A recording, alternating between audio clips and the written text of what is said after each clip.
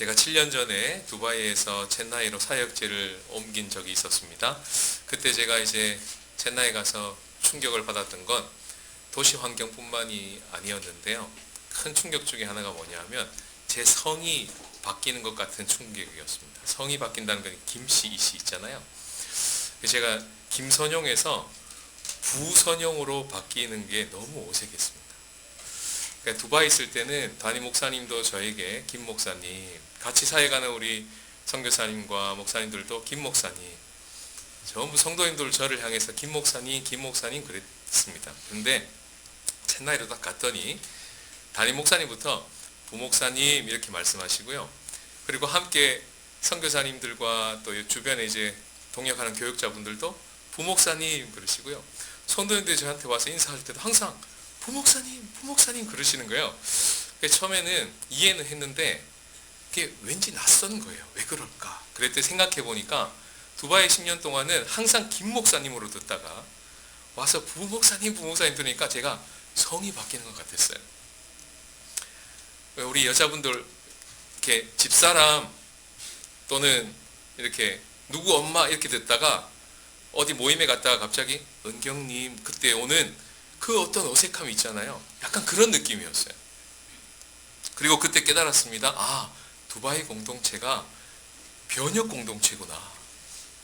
그걸 깨달았어요. 그러니까 그 공동체에서 말로만 저에게 김 목사님, 김 목사님 한 게 아니고요. 실제로 저에 대해서 한 조직의 부속품이 아니라 한 인격체로 대해 주셨다는 것을 낯선 환경에 가서야 비로소 깨닫게 된 것이죠. 그리고 첸나이를 지나서 의정부로 왔습니다. 부선용에서 다시 김선용이 됐어요. 여러분께 너무 감사를 드립니다. 유시대 공동체 안에 있어서 여러분들은 잘 못 느끼실 수 있는데 밖에 나가면 교회 안에서조차 얼마나 이 수직 구조의 이 계급 사회 속에서 철저한 하이라키라고 하죠. 하이어라키 이 전문 용어로 이 수직 구조를 철저하게 지키는 그런 공동체 조직들이 많습니다. 직분을 마치 계급장처럼 여기고요.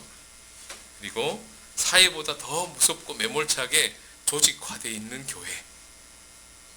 그런데 많죠. 그런데 이 공동체는 저를 부목사님 이렇게 부르지 않고 김 목사님 이렇게 불러주셔서 얼마나 감사한지 모릅니다. 안디옥 교회가 그랬습니다. 안디옥 교회는요, 교회 밖에서는 누구도 유대인과 이방인이 함께 하지 않았습니다. 그것이 일반적인 문화였어요. 그런데 안디옥 교회에 들어왔더니 어떻게 됩니까? 이방인과 유대인이 함께 예배드리고 있네요. 뿐만 아니라 예루살렘 교회는 이 안디옥 교회 소식을 들으면서 자기의 교인 중에 가장 적절한 리더를 파송까지 하네요. 또 안디옥 교회는 예루살렘 공동체 소식을 듣고 고민하고 기도하고 금식하다가, 금식은 나중에 했네요. 기도하다가 부조를 막 보내네요. 이런 교류들이 일어나고 그런 모습들을 밖에서 사람들이 봤을 때 정말 그리스도인이다. 이렇게 일컬음을 비로소 받게 되는 그런 이야기를 우리는 지금 듣고 있지 않습니까? 안과 밖에 변혁이 일어난 겁니다. 안디옥 공동체. 오늘 이 안디옥 교회 모습에 우리가 계속 살펴보면서 꿈을 꾸고 있는데 마지막 네 번째 왔어요. 안팎의 변혁의 공동체의 모습을 보게 될 텐데요.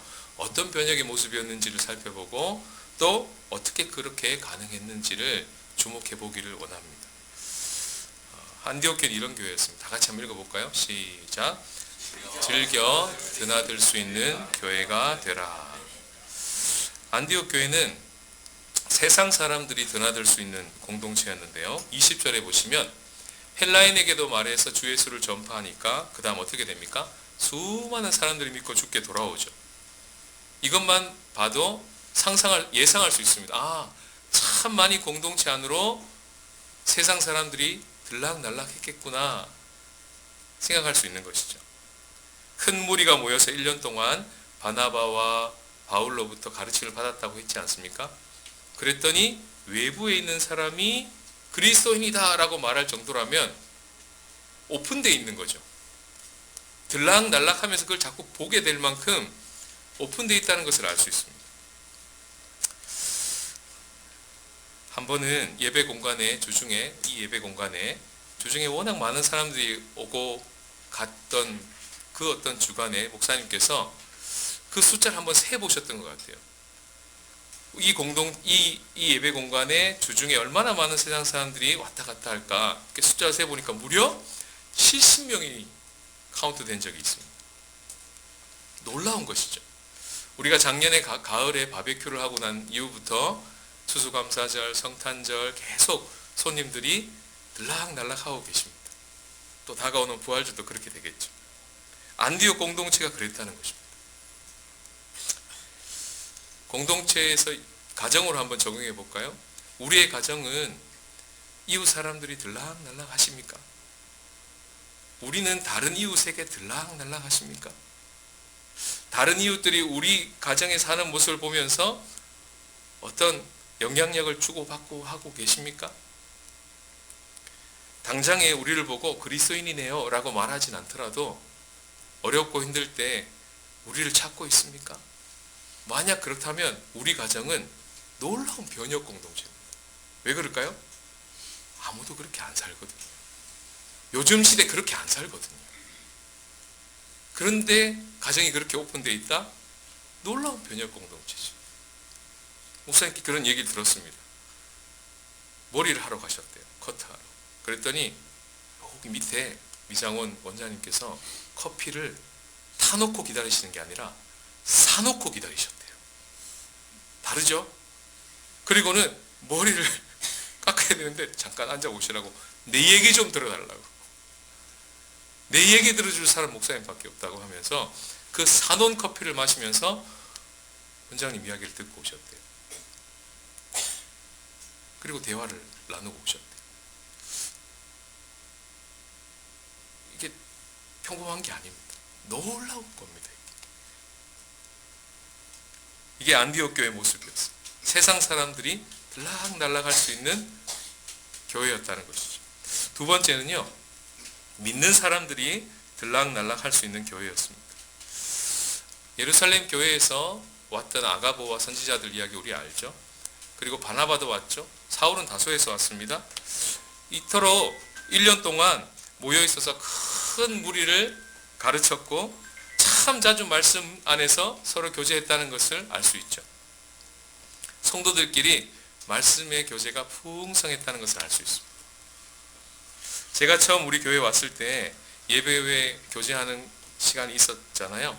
처음 왔을 때에도 이렇게 막 교제를 하는데 그때는 제 기억으로는 말씀에 대한 나눔보다는요, 우리의 삶의 근황이나 기도 제목들 위주로 많이 나누었던 것 같아요. 근데 요즘 어떻습니까? 말씀을 읽고 함께 나누는 것들을 풍성하게 나누고 있지 않습니까? 매일 말씀과 기도 제목도 올라오고요. 수요일만 되면 3, 3, 5 모이셔서 복음안에서 말씀으로 교제하시고요. 목요일이 되면 1대1로 붙들고 하나의 말씀을 같이 양육하고요. 목사님과 성도들이 이렇게 들락날락 할 뿐만 아니라 성도님과 성도님들 사이에도 들락날락 하는 일들이 계속 일어나고요. 그러면서 오가는 교제 속에서 시간도 나누어지고 물질도 나누어지고 마음도 나누어지고 관심도 나누어지는 이런 공동체. 이게 변혁 공동체라는 거예요. 그게 안디옥 교회 공동체였다는 것입니다.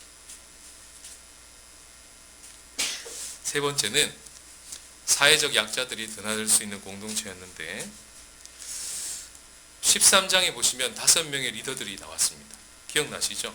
앞과 제일 마지막에 나오는 바울과 사울은요, 수식어가 없어요. 근데 가운데 나오는 세 분은 수식어가 있습니다. 말씀에. 이런 수식어죠. 니게르라고 하는 시몬이었고요. 구레네 출신의 루기오였고 분봉왕 헤롯의 젖동생 마나인이었어요. 이걸 한마디로 말하면 이런 뜻이죠. 쉽게 하나 될 수 없는 분들이 함께 하나 되어 리더가 되어 있습니다. 이걸 말하고 있는 거예요. 성경이. 니게르라는 뜻은요, 검다 이런 뜻입니다. 그 당시 사회 정황으로 봤을 때 해방된 노예 출신이었을 가능성이 높습니다. 구레네 사람 역시 북아프리카 리비아 출신입니다. 역시 해방된 노예 출신일 가능성이 높아요. 예수님이 십자가 지셨을 때 억지로 십자가를 지고 가게 했던 한 사람이 있죠. 시므온. 어디 출신입니까? 구레네 사람입니다. 딱 보고 너 일로 와. 억지로 십자가 져. 할 만큼 그런 사람이었더라. 그런 출신이었더라. 분봉왕 헤롯의 젖동생 이러면 왕족이라는 거예요. 로얄 패밀리죠. 근데 저 이름 속에는 여기서의 헤롯은 헤롯 안티파스입니다. 우리가 잘 아는 세례 요한의 목을 쳤던 그 사람입니다. 예수님을 앞에 불러놓고 조롱하고 신문했던 바로 그 사람입니다. 예수님은 그를 향해서 여우라고 말했고,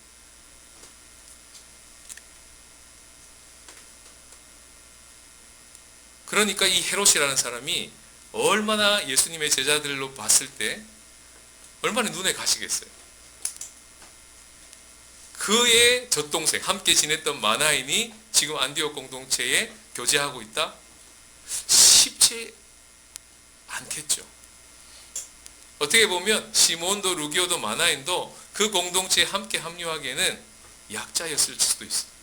사회적으로는 마나인 같은 경우는 로얄 패밀리였을 줄 몰라도 공동체 안에서 굉장히 거부되는 그런 사람이었을 수 있다는 거죠. 근데 함께하고 있어요. 리더로 서고 있습니다. 사회적으로나 관계적으로나 약자들이 드나들 수 있는 그런 공동체였다는 것을 성경이 가르쳐주고 있는 것입니다. 우리 공동체 이야기를 한번 돌아가 봅시다. 규호부터 윤권사님까지 온 세대가 통합해서 함께 예배드리고 있다 보니까 때로는 서로 견뎌줘야 되고 기다려줘야 되고 또 함께 그렇게 연약함을 받아주고 인내해야 될 때가 있죠. 우리 모두가 육신의 연약함을 가지고 있고요. 마음의 연약함을 가지고 있고 관계 연약함을 다 가지고 있습니다.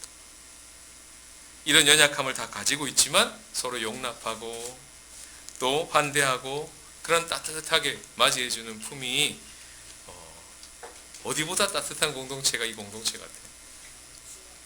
폐지를 줍는 청소년을 그냥 보지 않고요. 관심을 가지고 돕고요.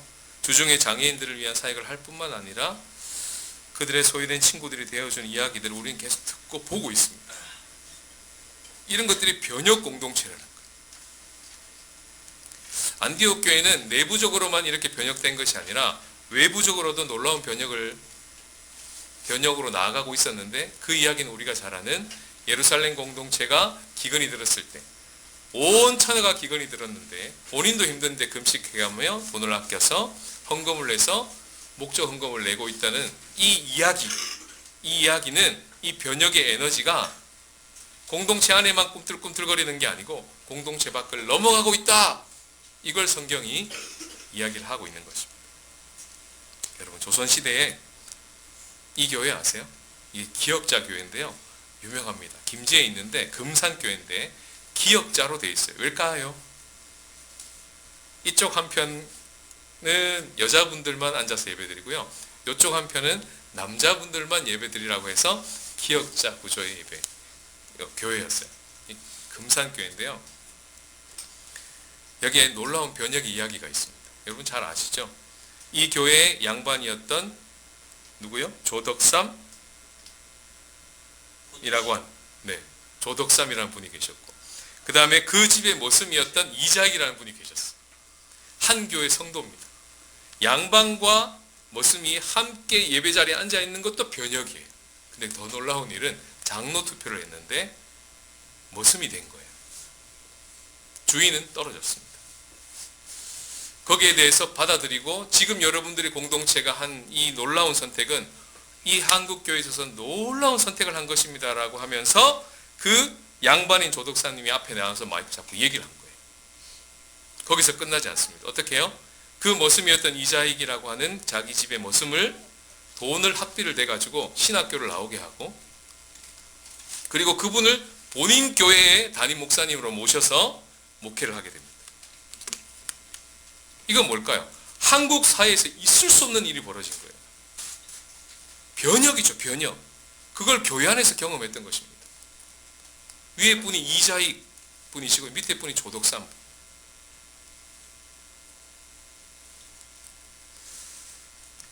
그것을 오늘날로 적용하자면 어떤 게 있을까요?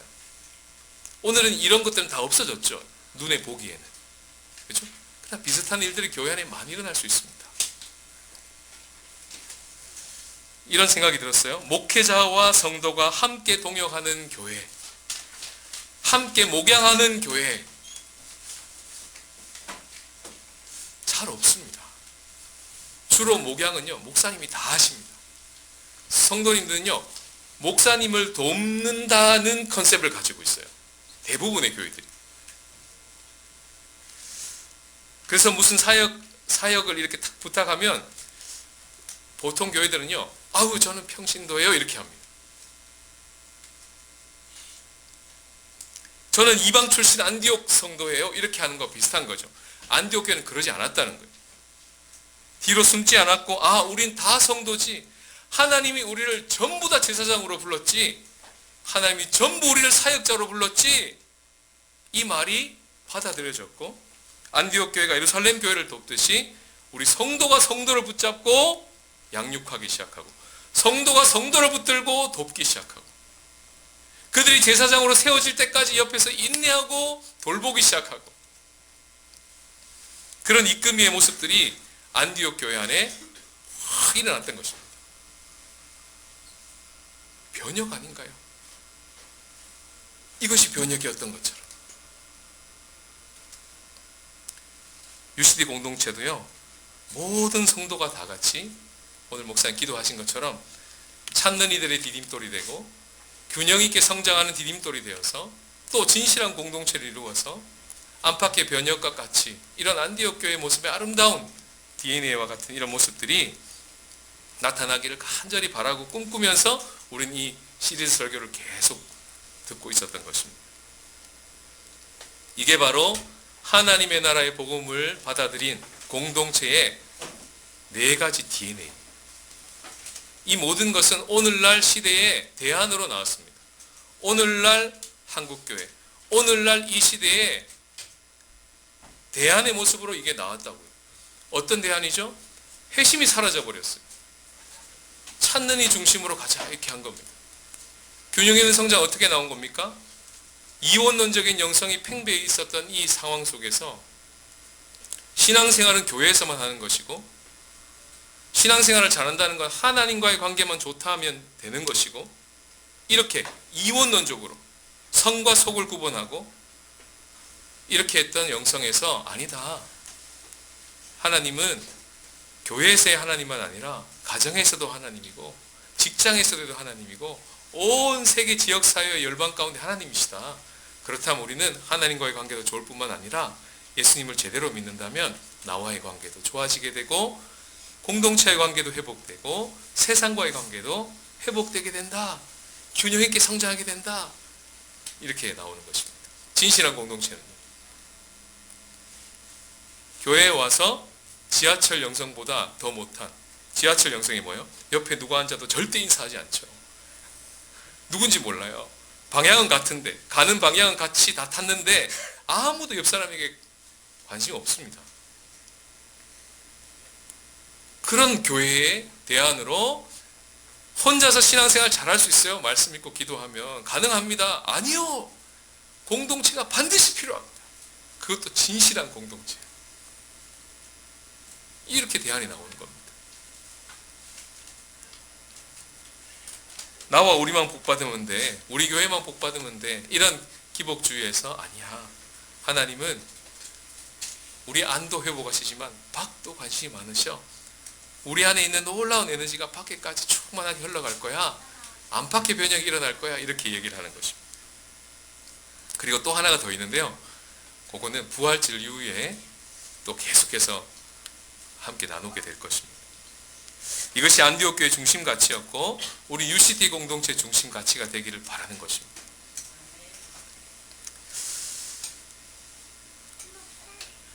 건강하고 매력적인 교회가 어떤 DNA를 가지고 있는지 우린 봤습니다. 그럼 이게 어떻게 가능할까요? 라고 질문을 던져야 되겠죠? 정답은 이 말씀 안에 있습니다. 다 같이 한번 읽어볼까요? 오늘 요절이죠. 시작. 만남에 안디옥에 데리고 와서 둘이 교회에 1년간 모여 있어 큰 무리를 가르쳤고 제자들이 안디옥에서 비로소 그리스도인이라 일컬음을 받게 되었더라. 바울과 바나바 바울이 뭘 가르쳤다고요? 안 나와 있어요. 그런데 예상할 수 있어요. 뒤의 문장 때문에. 비로소 안디옥에서 그리스도인이라 일컬음을 받았다는 말에서 힌트를 얻을 수 있어요. 뭘 가르쳤을까요? 그리스도를 가르쳤습니다.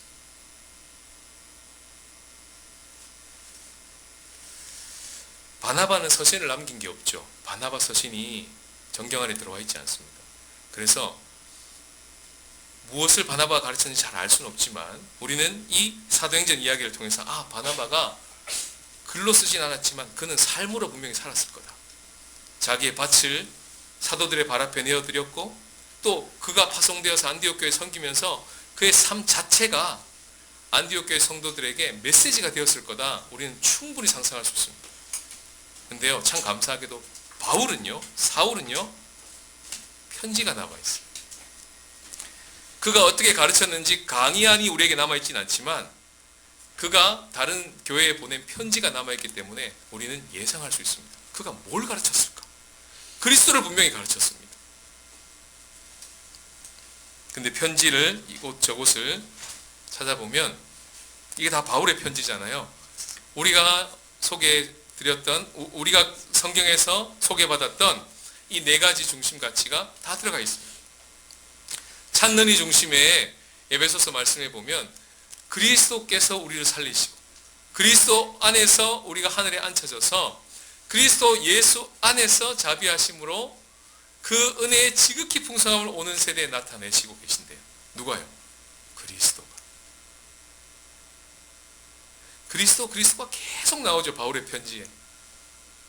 균형 있는 성장에도 그리스도에게 연결되어서 자라게 하고 세우고 계신데요. 진실한 공동체도 예수 그리스도 안에서 둘로 하나를 만드셔서 원수된 것들을 자기 육체로 헐어버리시고 하나님의 권속이 되게 하셨대요. 가족이 되게 하셨다는 겁니다. 안팎의 변혁도 예수 그리스도 안에서 하나다 이렇게 선포하는 누가요? 유대인과 헬라인이요, 종과 자유인이요, 남자와 여자가요. 이런 것들을 바울이 막 가르쳤을 겁니다. 어딜 펴놓고? 구약 성경을 펴놓고. 그랬죠. 그때는 신약이 없었잖아요. 아마도 구약 성경을 펴놓고 그걸 텍스트로 해서 이 놀라운 그리스도가 행하신 일을 구약을 펴들고 막 강의를 했을 거예요. 여러분 아브라함을 보세요. 아브라함을 어떻게 부르셨습니까? 아브라함만 복 주시려고 부르셨을까요? 아니요. 창세기 12장을 보세요. 부르실 때부터 모든 사람, 모든 민족을 위해서 아브라함을 부르셨지 않습니까? 예수님은 지금도 그리스도가 되셔서 그 찾는 일을 찾고 계십니다. 하고 강의를 했겠죠. 그런 식으로. 바울은 분명 안디옥 성도들에게 그리스도를 가르쳤던 것이 분명합니다. 여러분 그리스도 우리 많이 듣죠? 예수님 누구세요? 그러면 그리스도 이렇게 정답처럼 주일학교에서 많이 대답하고 그러셨죠? 아예 그걸 붙여버리잖아요. 예수 그리스도 이렇게 붙이잖아요. 영어로 하면 크라이스트죠. 똑같은 말이 뭘까요? 메시아입니다. 이건 히브리어입니다. 저는 처음에 그리스도라고 저도 어릴 적부터 청년 때까지 계속 들었습니다. 그 뜻도 알고는 있었어요. 기름 부음을 받은 자, 사전처럼 알고는 있었습니다. 근데요, 이 그리스도를 처음 소개받았을 때는 제게 어떤 느낌이었냐면 이런 느낌이었어요. 내 마음에 평안을 주시는 분. 틀렸습니까? 맞습니다. 맞아요. 그런 그리스도세요. 또 개인적으로 뭔가 이렇게 마음에 좀 너저분한 생각을 한 것에 대해서 이렇게 고백하면 괜찮아, 용서해줄게 하시는 분. 이렇게 약간 이런 느낌이었어요. 굉장히 퍼스널, 개인적이고 이렇게 인격적이고 나와의 1대1 관계 속에서 맞이하는 그리스도로 이렇게 배웠어요. 근데 나중에 그분이 메시아래요. 좀 어감이 달랐습니다. 저는 메시아 그러면 제일 먼저 떠오르는 게 뭐냐면 핸델이에요. 할렐루야, 할렐루야, 할렐루야 막 이런 핸델이 떠올라요. 저는 그 뮤지컬을 봤거든요. 막 웅장하고요, 광대하고요. 그 핸델의 메시아가 마지막 할렐루야 올 때는 성도들이요, 예의상 일어나십니다. 쫙 일어나서 들으세요. 막 뒤가 뾰쭉뾰쭉 서요. 막 좀 느낌이 다른 거예요. 그리스도 했을 때는 똑같은 말을 들었는데 내 마음에 위로를 주시는 분 이렇게 배웠다가 메시아 하니까 할렐루야 이렇게 가는 거예요. 왜 이렇게 전 달랐을까요? 그 느낌이.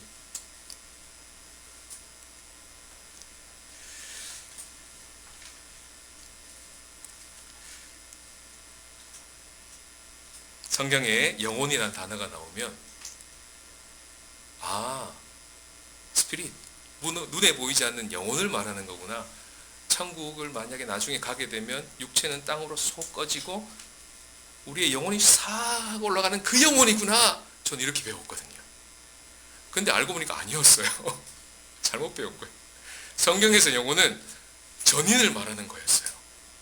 성경책에서 영혼 그러면 영혼, 마음, 마인드, 6가지를 다 포함하는 단어였던 거예요. 천지를 지으시느라 할 때 천지는 하늘과 땅을 말하는 게 아니고 온 만물을 지칭하는 단어였던 거예요. 주야로 주의 말씀을 묵상함이 기쁘도소이다. 내가 율법을 즐거워하여 주야로 말씀을 묵상합니다. 낮과 밤으로만 2번 말씀을 묵상한다는 뜻이 아니었어요. 주야는 24시간 주님의 말씀과 동행한다는 뜻이었어요. 몰랐던 거예요. 성경에서 천국 마태복음이 정말 많이 나오거든요. 나올 때마다 내가 죽어서 갈 곳 맞아요. 맞는데 그것만이 아니었던 거예요. 그 천국은 하나님의 나라였던 거예요. 지금 이미 임한 하나님의 나라 플러스 우리가 죽어서 주님 앞에 갈 그 나라까지, 이걸 다 포함하는 단어가 천국이었던 거예요. 그리스도, 그분은 메시아였던 거예요. 온 우주 만물을 회복하시고 통치하시는 그분이셨던 겁니다. 알고 있는데 조금만 알고 있었던 거예요. 그리고 지금 제가 아는 것도 분명히 그 크신 메시아 그리스도의 부분이겠죠. 부분. 정말 조금 알고 있는 거겠죠. 서서히 눈을 뜨기 시작한 겁니다. 지금도 떠가고 있고요. 유대인들은요, 그리스도를 그렇게 기다렸습니다. 우리처럼 우리 마음에 평안을 주시고 죄를 지으면 회개하면 용서해 주시고, 이것도 맞지만 유대인들은 그렇게 메시아를 기다리지 않았습니다. 그들이 기다렸던 메시아는 이 로마의 압제에서 우리를 좀 구원해 주십시오. 이 지긋지긋한 로마의 시스템에서 우리를 좀 살려달라고요 하고 메시아를 기다렸던 겁니다. 사이즈가 다르잖아요. 단 그 메시아를 기다리는 메시아의 관점이 진짜 오신 메시아와 달랐을 뿐이에요. 총칼 들고 무찔러 줄 줄 알았는데 십자가에서 달리실 줄은 몰랐던 거죠. 그렇게 승리하실 줄은 몰랐던 거죠. 우리가 아는 바와 같이 메시아는, 그리스도는 기름 부음 받은 자 맞습니다. 구약에서 왕과 제사장과 선지자만 칭할 때 말했던 그 단어가 맞습니다. 그러니까 다시 오실 그분은, 메시아를 기다린다는 것은 왕을 기다리는 거죠. 어떤 왕이요? 로마를 깨부술 정도가 아니라 자기 중심성에 깨어지고 허무에 굴복하는 이 세상 시스템을 박살내실 만왕의 왕이에요. 사이즈가 다르지 않습니까? 느낌이 다르지 않아요? 더 이상 우리가 이 시스템의 부분으로 살지 않아도 될 만큼 그 속에서 우리를 끄집어내실 대제사장이에요. 우리가 이 세상 시스템 속에서 여전히 살아야 되는데, 그럼에도 거기에 속하지 않고 하나님 나라의 시스템을 받아들이고 사랑과 정의와 섬김으로 대표되는 이 아름다운 시스템을 받아들이고 이 세속 사회를 살아갈 수 있도록 인도하시고 이끄시는 선지자요. 그가 바로 그리스도다 라고 바울은 구약 성경을 들고 계속 가르쳤을 거예요. 그렇게 애쓰고 수고하지만 이 세상은 요동치 않잖아요. 거기에 대해서 절망하지 않고 그래, 주님이 다시 오시면 이 세상은 회복된다 하고 그날을 소망하면서 마침내 이 말 하나님의 나라를 간절히 소망하면서 그날에 받을 구원을 갈망하면서 드리는 예배자요. 이렇게 가르쳤을 거예요. 예배를. 그분이 메시아입니다. 그분이 그리스도세요 라고 성경을 막 뒤져가면서 가르쳤을 거라는 것입니다.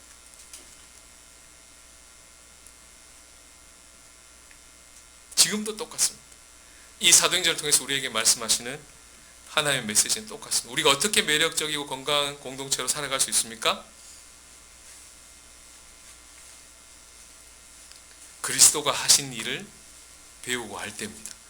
그리스도가 지금도 뭘 하고 계시는지를 믿을 때입니다. 그리스도가 뭘 하고 계십니까? 그리스도는요, 지금도 그분의 자비하심으로 은혜의 지극히 풍성함을 오는 여러 세대에 나타내고 계십니다. 그걸 정말 믿으면 우리는 찬는의 중심으로 살아갈 수 있는 거예요. 그리스도가 뭘 하고 계십니까? 그리스도는 이렇게 하고 계십니다.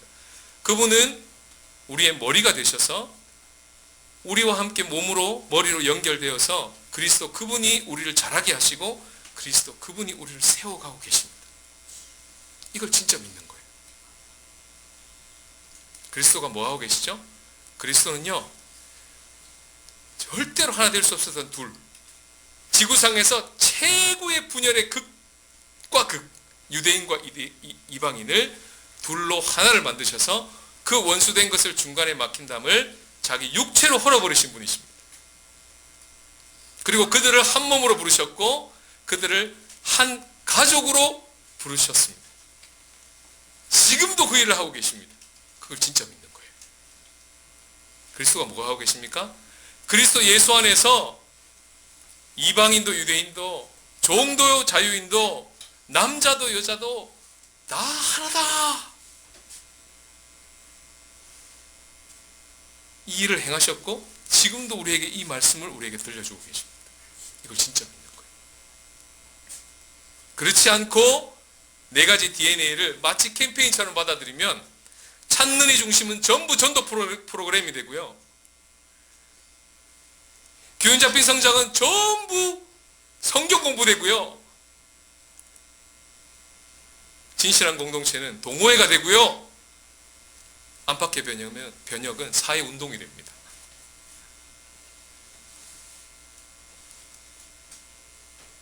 조금 흉내 내다가 못하는 거예요. 그러나 그리스도가 이 모든 것을 이루셨고 지금도 이루고 계신다는 것을 믿고 그 그리스도에게 속한 자, 그 메시아를 따라가는 자, 그는 안디옥 공동체와 같이 그렇게 매력적이고 건강한 공동체로 자라는 것입니다. 우리는 그리스도를 믿고 있죠. 아멘이시죠. 우린 메시아를 믿고 있습니다. 그리고요, 따르고 있습니다. 완벽하진 않지만 진정성 있게 따라가면 됩니다. 그러면 오늘 말씀 요절처럼 비로소 그리스도인이라 일컬음을 받았다. 그리스도에게 속한 자다. 그리스도를 따라가는 자가 맞다. 여기에 진정성 있게 우리가 붙어 있을 때 놀랍고 아름다운 교회로 자라나는 것이죠. 그런 그리스도인으로 메시아인으로 일컬음을 받았던 안디옥 교회처럼 저와 여러분들도 그런 멋지고 매력적인 건강한 교회로 세워지시기를 주님의 이름으로 축복합니다. 이 시간 주신 말씀을 가지고 함께 기도합시다.